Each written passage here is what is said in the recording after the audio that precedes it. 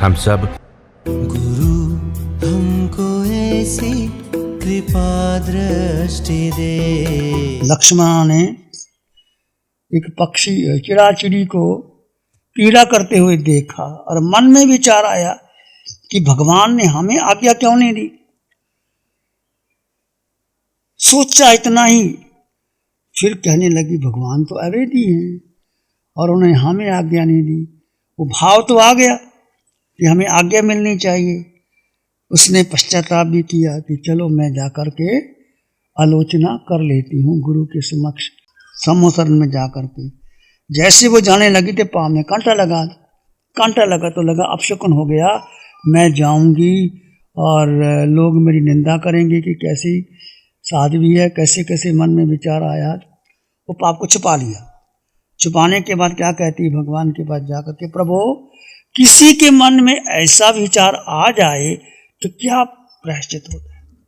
क्या किया, बात को छुपा लिया, बताया नहीं।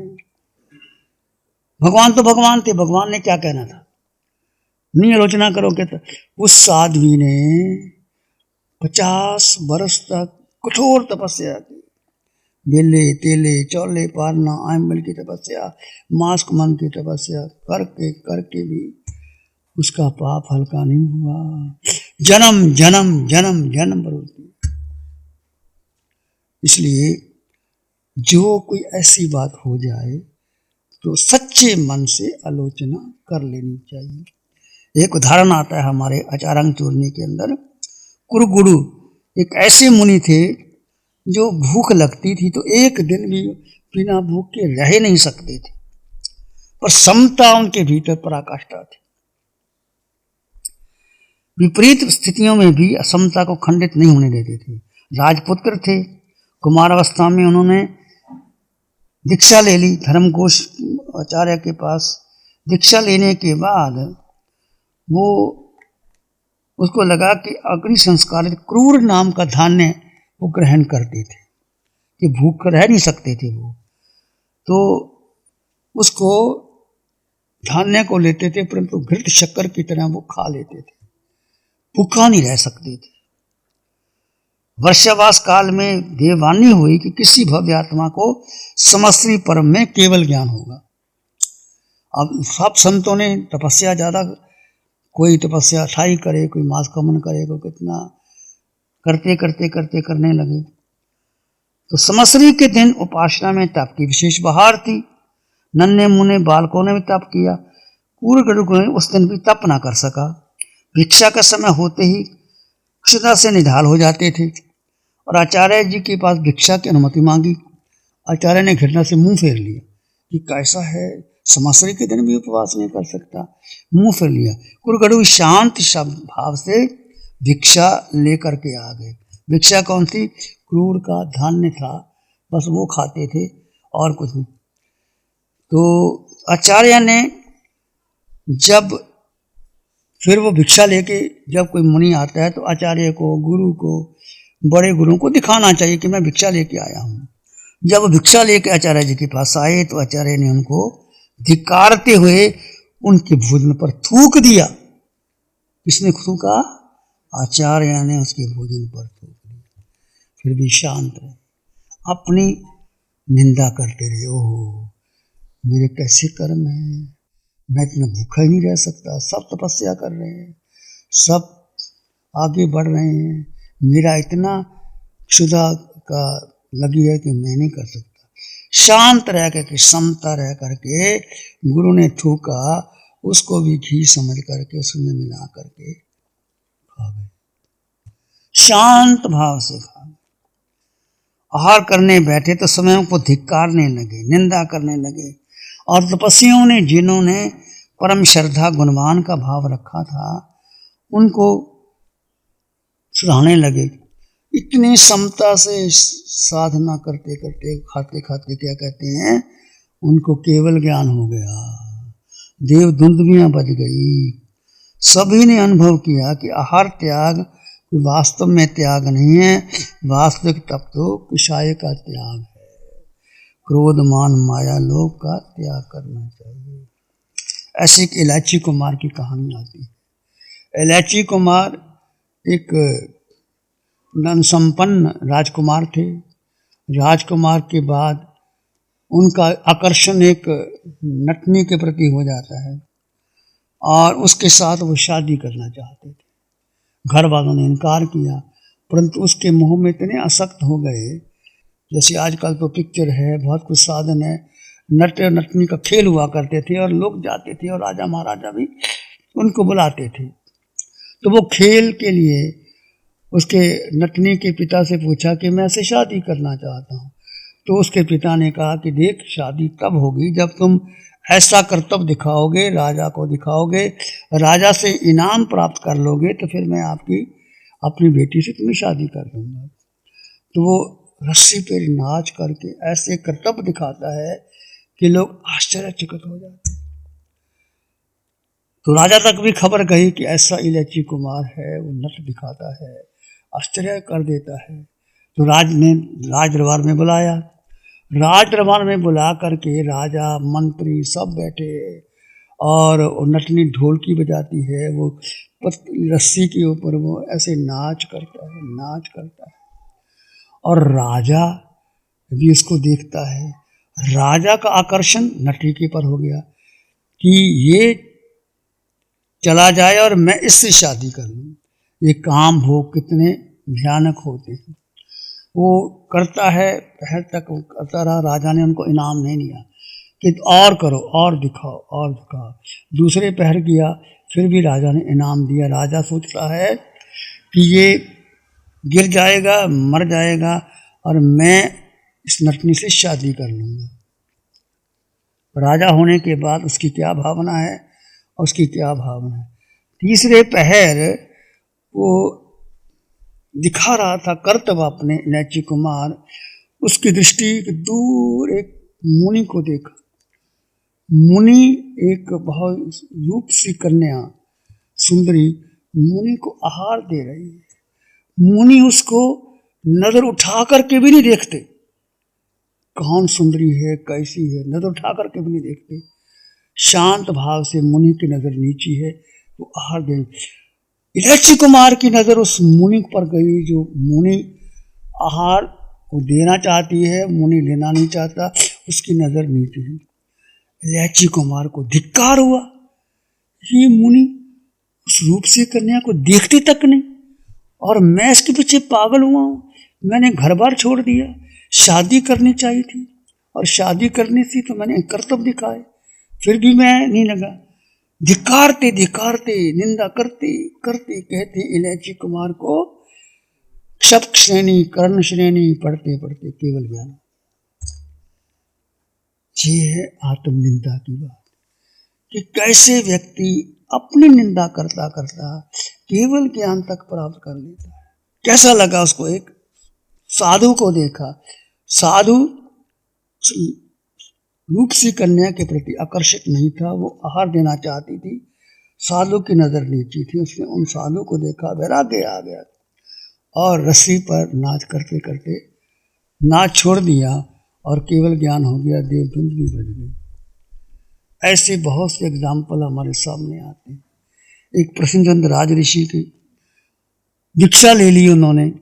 दीक्षा लेने के बाद अब ध्यान में खड़े हैं। राजा श्रेणिक उधर से भगवान के सम्मुखन में जाते हैं कि प्रभु, प्रसन्नचंद्र राज ऋषि तो ध्यान में खड़े।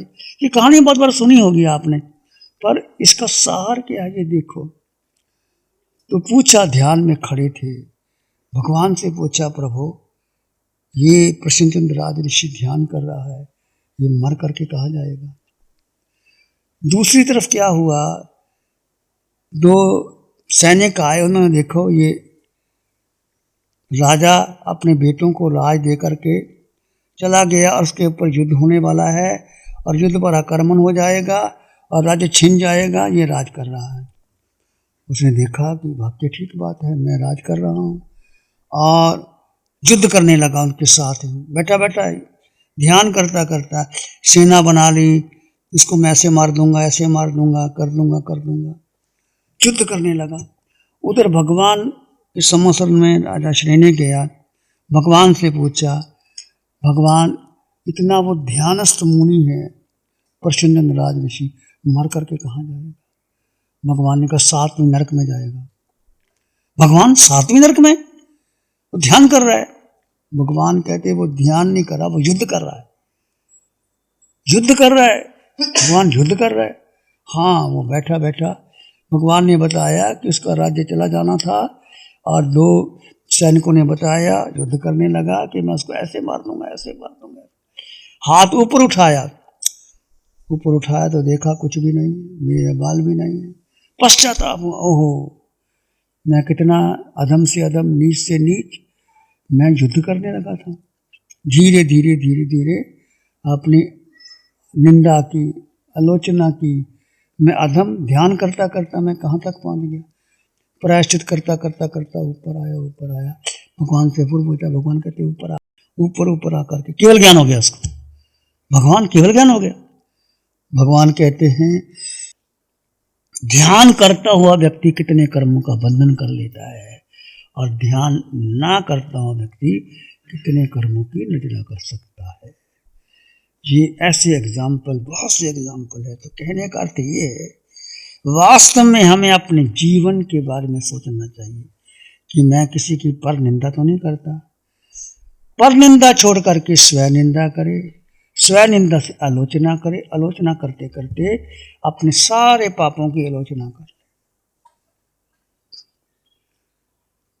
यहाँ ध्यान चिवर होते हैं, भगवान की देशना होती है, वितराग साधुका निशा जी आलोचना इतनी गहरी करवाते हैं कि लोगों की आंखों में आंसू आ जाते हैं। कितने भयंकर से भयंकर दोष लगा हो तो लोग पश्चाताप करते, ऐसी गहरी आलोचना होती है। तो ऐसी आलोचना आप सुनो कभी, और आपके भीतर ऐसा रोमांच आए कि मैं जिंदगी में, इस जन्म में नहीं, अगले जन्म में, हर जन्मों जन्म में मैंने जहाँ भी दोष पाप लगे उसकी मैं आलोचना, प्रतिक्रमण, प्रायश्चित करता हूँ। धिकारे अपने आप को, तो धिकारने से व्यक्ति आगे बढ़ जाता है। तो ये है आलोचना, निंदना, ग्रह। ग्रह है कि गुरु की साक्षी से कोई ऐसा पाप हो जाए किसी को ना बता सके तो गुरु को बता देना चाहिए, और गुरु भी किसी के सामने प्रकट ना करे। उसके जितना गुरु गंभीर होगा उतना ही वो उसके सामने पर, अरे गुरु ने बता दिया तो कहते हैं गुरु को डबल प्रायश्चित आता है। किसी की आलोचना गुरु को बतानी नहीं चाहिए, और सुन करके उसको समाधान कर देना चाहिए। यदि गुरु उसकी आलोचना बताए, भगवान उसको डबल प्रायश्चित आता है। ये बहुत संवेदनशील मामले हैं, आलोचना, प्रतिक्रमण, प्रायश्चित। आज निंदना हो गई, कल ग्रह के बारे में चर्चा करेंगे।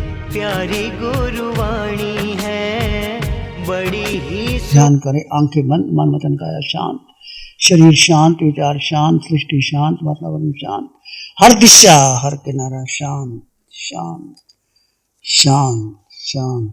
सर के सिरे से पांव के अंगूठे तक अपने भीतर शुद्ध चेतना का एहसास कीजिए। तुम केवल केवल केवल आत्मा हो। जड़ और जीव का भेद कर दीजिए। 2 तत्व, ये शरीर का आकार है और आत्मा निराकार है। विचार आ रहे हैं तो आने दो, जा रहे हैं तो जाने दो। मन को महत्व नहीं देना, मन भूत भविष्य की ओर ले जाता है।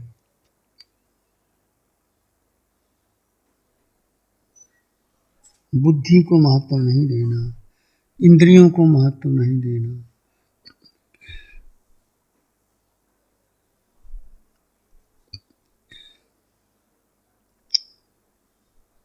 केवल केवल मैं जीवात्मा हूँ,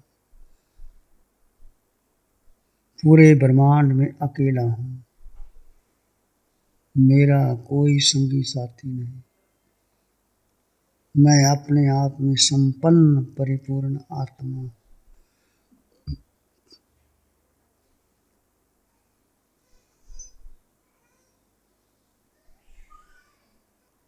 इसी में एक लंबा गहरा सांस लें, अरिहंत परमात्मा के चरणों में अनंत कृतज्ञता ज्ञापित करें। एक और लंबा गहरा सांस, अरिहंत परमात्मा के चरणों में नमन और वंदन। दोनों हाथों को आंखों पे ले जाएं, हल्का सा स्पर्श, धीरे से आंखें खोल सकते हैं। नमो अरिहंतानंग, नमो सिद्धानंग, नमो आयरियानंग, नमो वज्रायनंग, नमो लोहे सब सावनंग, धम्म मंगल मुकिठम अहिंसा संयमो तमो, देवा वित्तं नमं संति जस धम्म श्यामनो। श्री चत्तारी मंगलम, अरहंता मंगलम, सिद्धा मंगलम, साहु मंगलम, केवली पाणतो धम्मो मंगलम। चत्तारी लोगोत्तमा, अरहंता लोगोत्तमा, सिद्धा लोगोत्तमा, साहु लोगोत्तमा, केवली पाणतो धम्मो लोगोत्तमा। चत्तारी शरणं प्रव्रजामि, अरहन्ते शरणं प्रव्रजामि, सिद्धे शरणं प्रव्रजामि, साहु शरणं प्रव्रजामि, केवली पाणतं धम्मं शरणं प्रव्रजामि। 60 सालों से अधिक समय से KGOC ग्रुप अपने हाई प्रिसिशन प्रोडक्ट्स जैसे staplers, staples, staple removers, paper punch, gun tacker, tape tool, pneumatic tool, industrial staples, stitch wire, scissor और किचन में यूज होने वाले कुछ प्रोडक्ट्स जैसे नाइफ, पीलर्स इत्यादि के द्वारा दुनिया के कंज्यूमर्स और अन्य बिजनेस पार्टनर्स को अपनी प्रोडक्टिविटी, एफिशिएंसी और क्रिएटिविटी निखारने में मदद कर रहा है।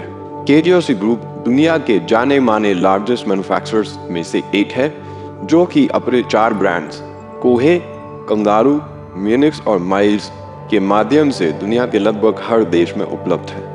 यह प्रोग्राम KGOC के सौजन्य से प्रस्तुत है। गुरु हमको ऐसी कृपा दृष्टि दे।